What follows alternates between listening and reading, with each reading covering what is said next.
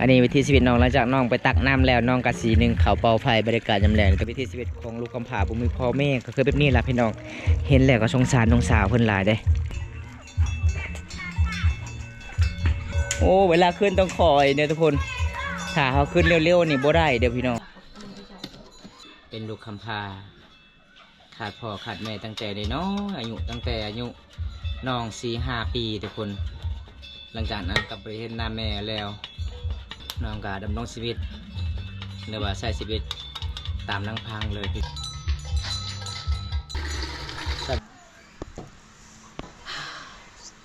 วันนี้ก็คือบำตากับสิตามติดวิถีชีวิตน้องยามแรงๆเลยสุขเด้อทุกคนหอมใช่ปะหอมคือจะคลองเลย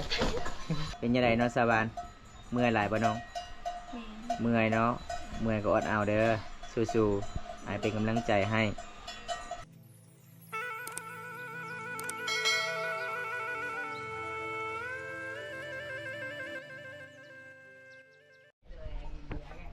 หลังจากกินสมกินเมียงแล้วตอนนี้น้องสาวเพื่อนกันสิไปตักน้ำขุเจ้ากิ่งเดียวปึ้งกิ่งหนึ่งไปใส่ยืมขุคือเจ้าบ่มาสวรรค์บ่มีขุเฮือนเจ้าเฮือนน้องบ่มีขุน้องก็เลยขอยืมเฮือนพี่น้องทุกคนเลยเพราะว่าขุของน้องยังเหลือกิ่งเดียวเพราะว่ากิ่งหนึ่งก็คือมันแตกแล้วพี่น้องเดี๋ยวตากับเราทาน้องไปขอขุเฮือนอันนี้ก่อนข้ออะไรบ่หรือว่าเจ้ารักเอานะเจ้าคอเลยแต่คอยบ่ได้ยินเสียงเจ้าของว่าเอาเลย ไปทุกคนไปเบิ่งน้องไปตักน้ำก่อนไปตักน้ำอยู่ไสไปค่อยๆนี่ไปย่างบ่ไหวสับเจ้าไปไหวขนาดเราจะกินย่างจะกินงูบ่ เวลาชาวบ้านย่างนี่ไหวขนาดเด้อทุกคนแกะเฮือมาเลาะน้ำไกลๆโลดเนาะน้ำเนาะเอาน้องสาวเพื่อนกาซีจะได้ตักน้ำเลยทุกคนเป็นน้ำมาดาดของสาวหมู่บ้านเขาจะดำรงชีวิตอันนี้ทั้งสาวหมู่บ้านเนี่ยพี่น้องเขาจะเวลาไปเอาน้ำกับเขาเจ้าก็คือไปเอาน้ำ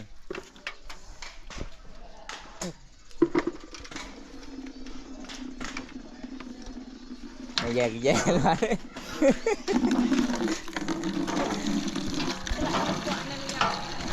เอา5 เซน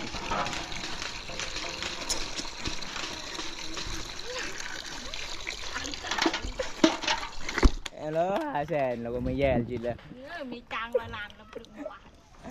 มามีจ้างกี่เซนหนึ่งจีเนี่ยอันตลุกน่าลอกเลย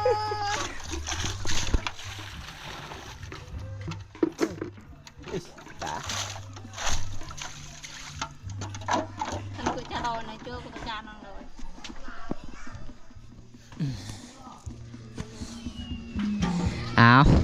ผู้สาวยังแข็งแห้งเด็กเขาบอกผู้สาวอายุยังหนุ่มยังน้อยอายุ16 ปีเฮ็ดยังกับแข็งแห้งได้ทุกคนเลยอันนี้คือน้องกะสิไปตักน้ำเฮือนน้องบ่มีขุน้องก็เลยยืมขุพี่น้องอีกกิ่งหนึ่งทุกคนเลยเพราะว่าน้องเป็นลูกกำพร้าเนี่ยเพราะว่าหาเงินหาคำในเฮือนเขาเจ้ากับบ่มีไผหาเงินหาคำเพราะว่าน้าสาวเพิ่นก็ออกให้ออกสวนน้าบ่าวเพิ่นกับมื้อนี้ก็คือเมาแล้วพี่น้องไอ้แบบหมู่บ้านนี้เขาเจ้าก็สิเฮ็ดกินงะแบบกินบุญเปิดประตูเราเขาน้อยปีหนึ่งมี2 เถื่อเด้อพี่น้องถ้าหลังจากเขาเจ้าเกี่ยวข้าวสำเร็จหูดข้าวหูดน้ำสำเร็จเขาเจ้าก็กินบุญงะหรือว่าบุญงะใหญ่ทุกคนของหมู่บ้านไหวเนาะน้ำไหมเนาะโอ้น้ำใสขนาดเลยทุกคนเป็นน้ำบาดาลของสาวหมู่บ้านสาวบ้านมักไปตักเด้เคยบอกกินน้ำมันเคยอยู่เคยนะ เวลาจะไปอาบน้ำนี่ตอนแรงปะโอ้แสดงว่าหมู่บ้านเต็มแล้วเนาะอยู่นี่เนาะโอ้สิญาติกันนะทุกคนการสิอาบน้ำอย่างแรกนี่น่าสิญาติกันเด้อเพราะว่าทั้งสาวหมู่บ้านเขาเจ้าดำรงชีวิตมีแต่น้ำบาดาลอันเดียวในหมู่บ้านทุกคนเลย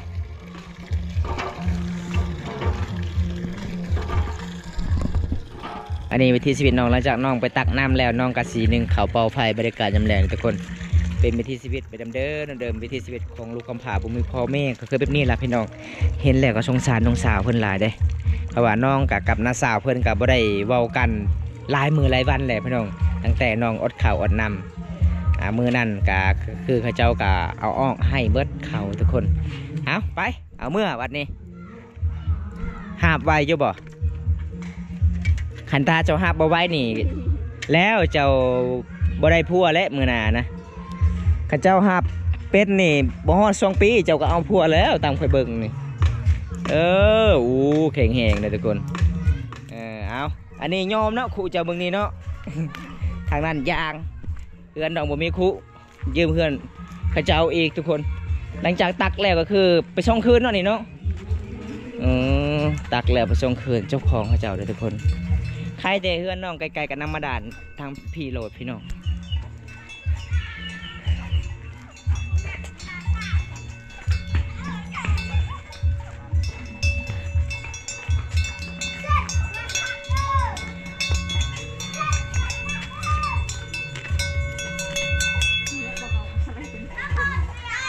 ขึ้นได้ป่ะขึ้นได้ป่ะ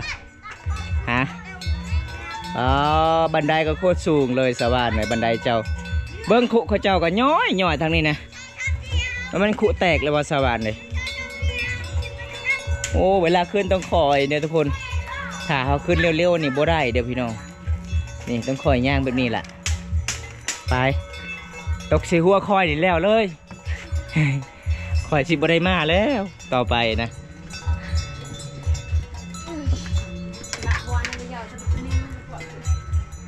ไอ้ยางฮอนเจ้าก็ซื้อกันจองเอาผัดลมของแท้หลังจากน้องตักก็คือน้องกัดสิถอกใส่ในนี่ทุกคนถอกใส่หม้อใหญ่เพราะว่าคุเขาเจ้าก็คือต้อง2 คืนเจ้าของเขตชบบ้านเฮานี่มียังก็ต้องยืมกันหักแผงกันนี่แหละทุกคนเลยเพื่อนน้องประมาณชั้นนี้เลยเห็นบ่บอนซานเขาเจ้าเอาไว้เครื่องคองครับประมาณชั้นนี้แหละทุกคนตอนนี้น้องสาวเพื่อนก็สิเปิดพัดลมอากาศมันร้อนแห้งเลยทุกคนไอ้กี้ดงไงกูอยู่ครับ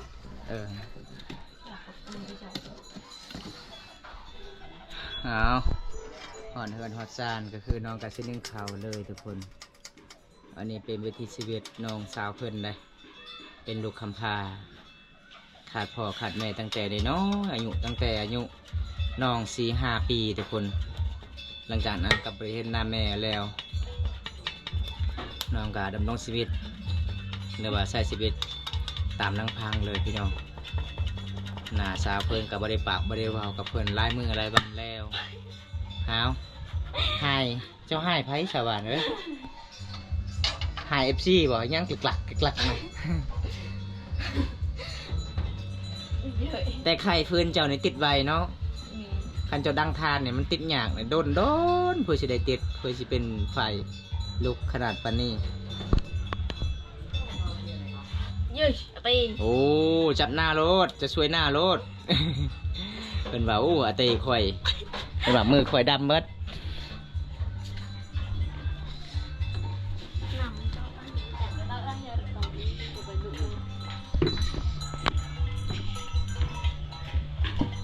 หม้อยังอันนี้ขายบ่ให้ข่อยหม้อเจ้านี่บ่บ่ขายว่าจะให้เจ้าสาวล้านเด้บ่ขายโอ้แสดงว่าหม้อของเจ้าเนี่ยของแท้เลยเนาะ เป็นหม้อแบบเก่าแก่เลยทุกคนก็เจ้าหาซื้อยากเลยพี่น้องไปแบบบ้านเฮาแบบยังมีแบบของโบราณเวลานึ่งข้าวจับมือก่อนเนาะว่าพอดีสำใดน้ำเฮาใส่ถ้าใส่น้ำลายน้ำมันก็สิละละข้าวมันก็สิละลายทุกคนอันนี้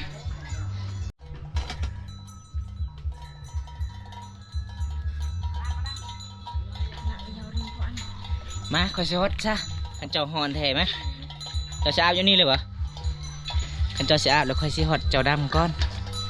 เบื้องหน้าชาวบ้านจนแดงทุกคนเวลาออกแดดพี่น้อง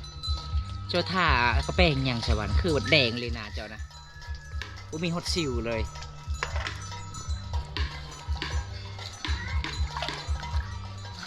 เอาน้องกามาแต่ตักน้ำน้องก็เส้นนึ่งข้าวเลยทุกคน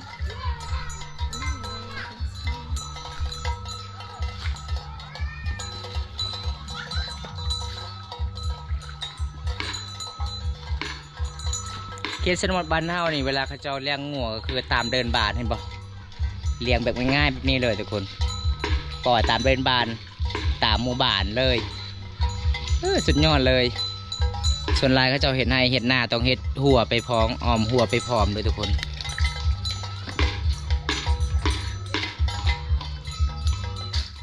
จะถอกมาเลยเป็นยังเอาขุถอกเลยถนัดแบบนี้เนาะสูตรสาวรรค์ถนัดแบบนี้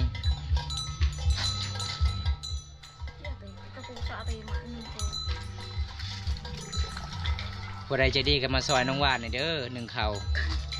ถามว่าได้บ่ฮู้สูตรหนึ่งเข่าก็ไปหาน้ำเพลินไรเวลา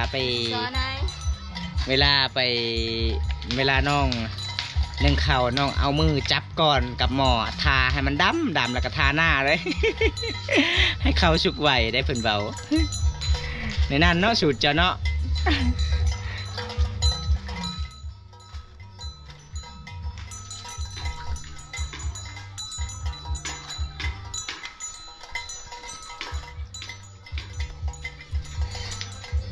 เวลาเจ้านึ่งข้าวนี่ไว้สุกแต่เวลาเจ้าจับข้าวใส่ในหวดหรือว่าใส่ในมั่วนี่ฮอด15 นาทีเลยได้ สาขนาดเลยพี่น้องเลยอากาศมันร้อนทั้งค่อยนี่เขาทอกวันเดียวเลยสบายทั้งค่อยนี่อันนี้เจ้าอยู่แดดได้เจ้าโอ้ยยอมหับเลยทุกคนน้องอยู่แดดได้ทอกแบบนี้มันง่าย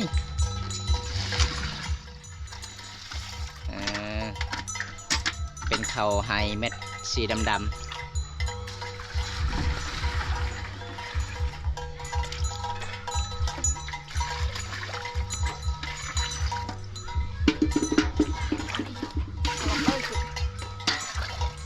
วินหัวแล้วเนาะตัวน้อยเนาะเห็นบ่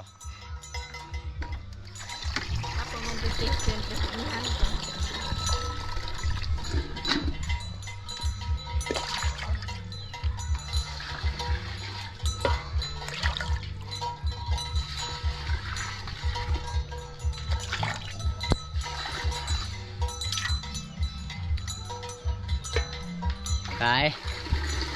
สำเร็จบาทนี่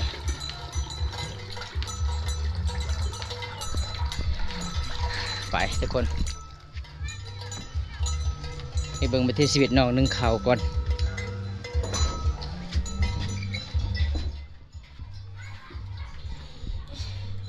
โอ้ไฟนี่ลุกขนาดเลยลูกทัวใหญ่ๆกลมเมทาคลิปเป็นยังไงสุกเลยปะยังโดนคือกันเนาะสองเถื่อน้องเป่าไผ่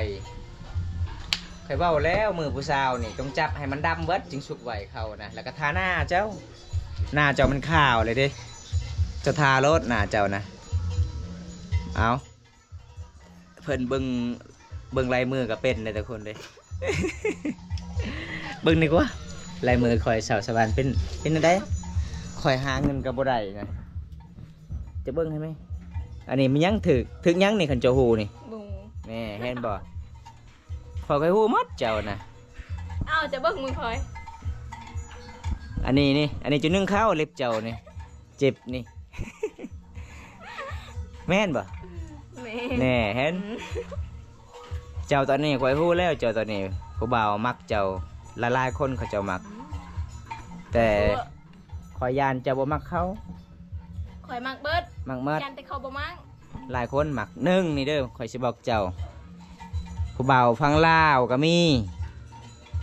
ฟังไทยลายที่สุดมักเจ้าดีๆนะขันเจ้ามักในลายมือเจ้าคอยเห็นลายเลยคนอเมริกา2 คนแต่คนลาวเนี่ยผู้นึงคนไทยนี่ลายที่สุดมักเจ้าขันเจ้ามักนี่ยันแต่เจ้าบ่มักเขาอลีบอกอีลีจะเบิ่งลดลายมือเจ้านี่เบิ่งบ่เป็นนี่เห็นบ่อันนี้สีดำๆนี่ก็คนดำมันนี่คนดำหลายคนมักเจ้าแน่นอนอยู่เอาทุกคนเลยหยอกน้องเบิ่งลายมือก่อนได้นี่ได้สาวานหลายคนในมักเจ้าได้ FC ก็หลายคนมักทักหาเจ้าไฟกะมักเจ้าหลายที่สุดเลยแต่ขอยันเจ้าบ่มักเขาผู้ใด ได้เอิญจ้ะนะฮะ ปลาเบ็ดเบ็ดเจาะเบ็ด เอาตอนนี้น้องกะนึ่งข้าวยังมาทันได้สุกเลยอากาศร้อนแถเบิ่งพี่น้องว้าร้อนแถมื้อนี้อีกยังสะจักนาทีจึงสุกเขานะ โอ้โหคือแก โอ้โหคือกันค่อยอ่านประมาณ15นาทีสุกไว้ คนงามนึ่งข้าวเป่ามันก็หวานเลยได้ไฟหันลุกขนาดเลย มันก็เลยสุกไว้เขา ถ้านั่งเพื่อนมันเป็นธรรมดาเลยต้องมีเก้าอี้นั่งเนาะ อุ้ยไม่ยันเลยแต่มันก็ เอ้า ไปสิว อุ้ยเป็นว่าอุ้ยคือไฟเด้อทุกคนแปลนำกันเด้อเป็นว่าโอ้ยไฟข่อยคือลูกในเบื้องเดียวข้างเดียวบัดได้ลุกอยู่บางกลางเลย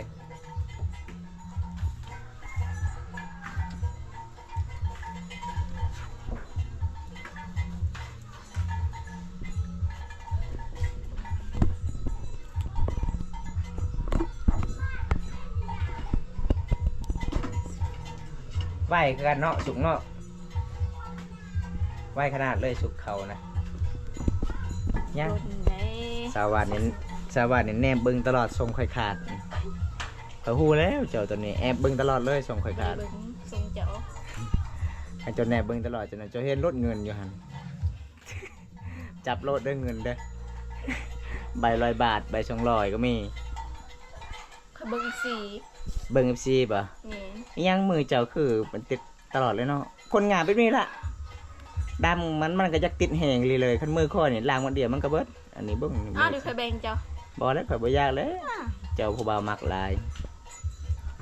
คันข่อยจับก็คือจนว่าผู้สาวเองมักข่อยหลาย ก้อยล้างสติกันมั้งแม่นก็สติ มันก็สิเบิดแล้วเด้อทุกคนวันนี้ก็คือบอมตากับสิตามติดวิถีชีวิตน้องยามแรงๆเลยบอมตาเดินทางประมาณแต่1 โมงทุกคน ตอนนี้เวลา4 โมงแรงแล้วพี่น้องกับประมาณ5 โมงบอมตาก็จะได้กลับบ้านบ้านน้องกับบ้านบอมตากับประมาณ28 กิโลเลยทุกคนเลยไกลขนาดเลย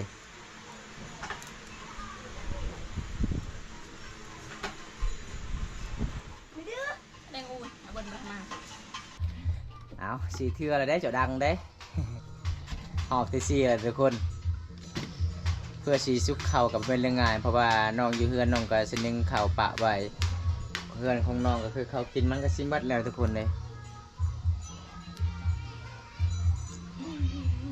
เลย สุกแล้วยัง2 นาทีจึงสุก กินลองมึง เจ้าแล้วกินเขาบ่ฮู้แล้วเขาบ่เคยนึ่งเขา สุกบ่สุกเจ้าแล้วหูจักเบิดตะเบิ่งนี่สุกแล้วค่อยเบิ่ง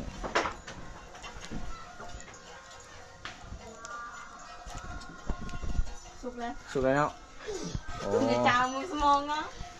เอาตอนนี้ก็คือขั้นตอนสุกเลยทุกคนน้องนึ่งข้าวเปล่าไฟบรรยากาศยังแรงหลังจากน้องไปตักน้ำอันนี้เป็นวิธีชีวิตสาวว่านคนสวยหมู่บ้านตะลิงพี่น้องคันน้องอยู่เฮือนอยู่ศาลน้องก็เป็นคนที่เรียกเฮ็ดงานอยู่เฮือนอยู่ศาลเป็นคนขยันเด้อทุกคน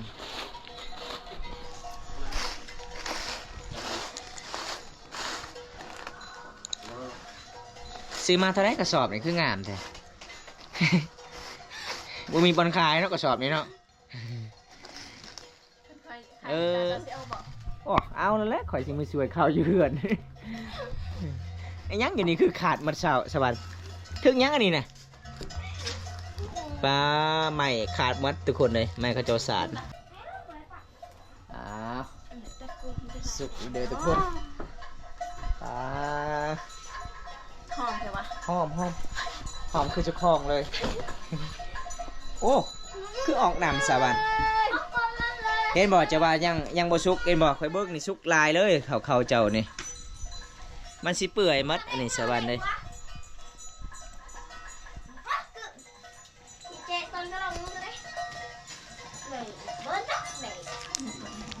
เอาน้องสาวเพิ่นกะสิช่วยเข่ากับซุกอันนี้เป็นเข่าให้ทุกคนมันจะเป็นเม็ดใหญ่ๆสีดำๆเขากินแล้วมีวิตามินหลายเด็กพี่น้องข้าวที่เฮาซีกับข้าวที่เฮาตำในมือมันแตกต่างกันพี่น้อง หน้าแดงๆผู้สาวก็งามๆแล้วเนาะบัดนี้เนาะคือเขาว่าแล้วผู้สาวงามสาวโสดนี่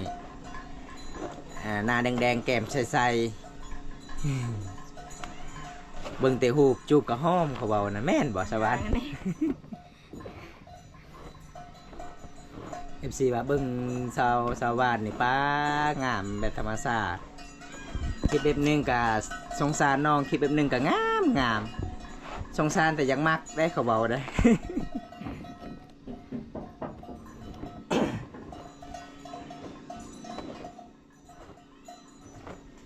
หมู่บ้านเจ้านี่เวลาไปอาบน้ำเนี่ยมันยากเนาะ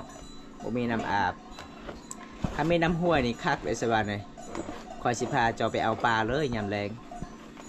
แต่บ่มีน้ำห้วยสิอาบคือหมู่บ้านบอมต้านี่มีน้ำเซรูเซละนอง3 4อาบ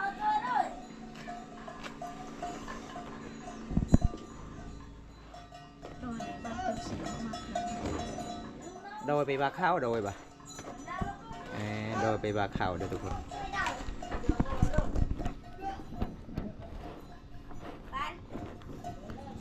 tôi muốn chọn ở đây anh ngủ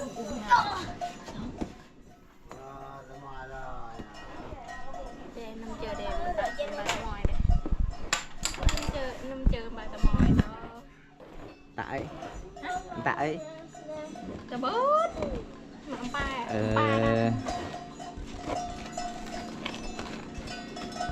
เห็นบ่ร้านจะกินข้าวแล้วอาหารทำไมสวรรค์ไปหาเมื่อวานนี้คนซื้อบ้านนี่กินเป๊ปซี่กับบ่ได้ได้เขาบอกได้ เมน กินเป๊ปซี่กับบ่ได้เฉพาะของหวานนี่กินบ่ได้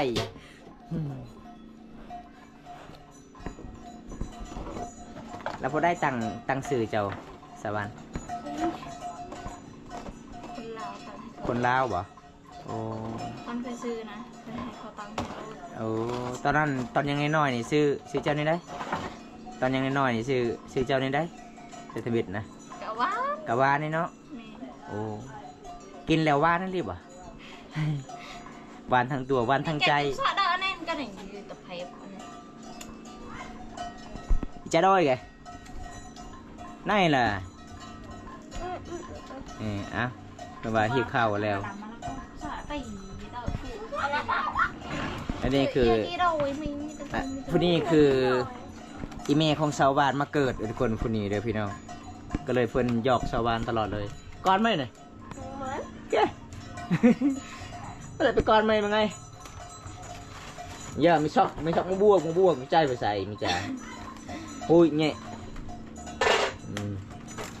เพิ่นหิวข้าวแล้วทุกคนเลยเอาจ้ากินอิ่มๆโลดดาวเท่าในความเป็นบ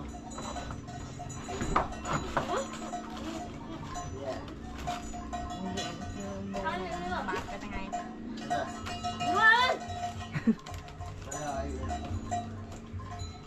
ไอพอจะเอายัง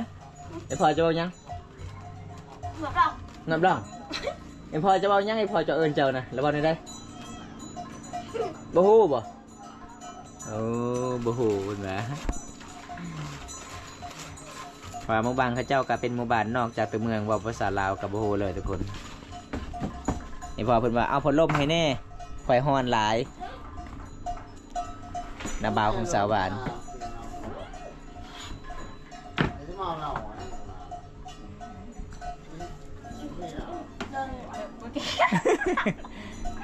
น้าบ่าวจะเว้าลาวนี่เก่งฮะนอสวรรค์เนาะลาวบ่ฮู้แต่ลาวจำเป็นเว้านี่เว้าได้คือกันในสวรรค์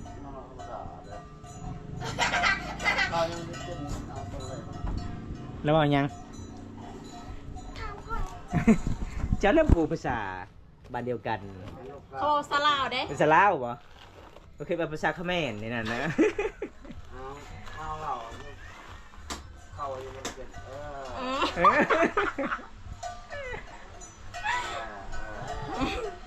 คือทำงานกักเนาะเบาลาวเนาะตะเพบไม่เรากินโลดเราหิวเอ้ยกระดือมาเนี่ยดังดอกไม้อย่างดอก